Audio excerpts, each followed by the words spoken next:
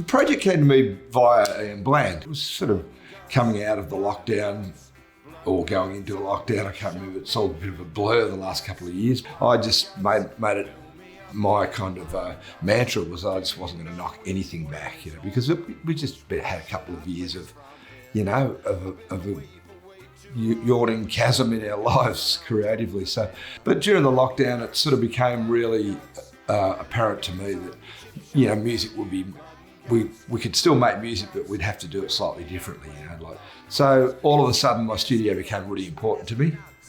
And it was there up and running, so that when Ian said, "Do you want to do this track?" I said, "Hell yeah!" Look, it's kind of good because it sort of strips away all the extraneous stuff, doesn't it?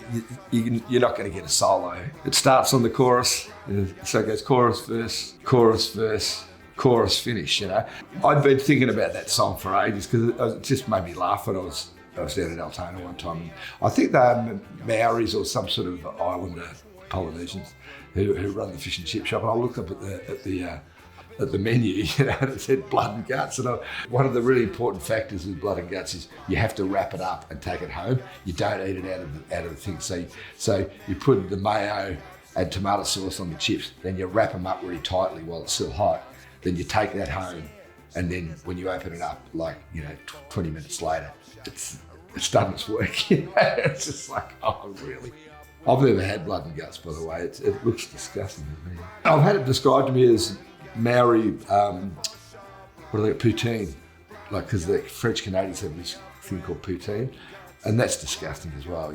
It's just horrible. It's just a fucking heart attack in a bowl. I think you have to go with your first instinct, and I just wanted a funny little thing. I mean, I can do some delight writing about little things in life, but I can remember a few years ago when we were signed to Warner's, and someone was doing a documentary on, it was on Melbourne music. I think it might have been a Canadian company, and they said, well, where did the weddings want to be sort of interviewed in their sort of special Melbourne place? And me and one of the other guys, we thought, we'll go to the MCG, and we sort of sat in the stand and talked about football and stuff.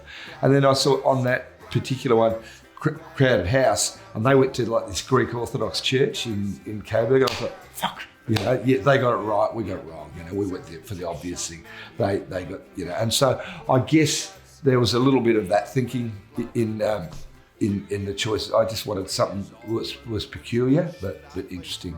I mean, I can't say enough that a project like this, because it really values, it's hyper valued, it's saying you've got a minute to tell this story. I think music's become a lot more incidental and a bit more throwaway.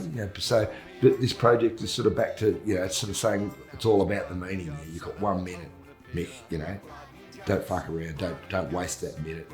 We were forced to sort of think about all this stuff during the lockdowns and, during the pandemic, and what things meant to you, and it was really, it was a big wrench to know that you weren't just going to see a band just incidentally later in the week. You weren't just going to walk past a pub and hear a band playing or see someone sound checking or doing something. So we were sort of forced to evaluate what music meant, and for me, I realised it kind of meant everything.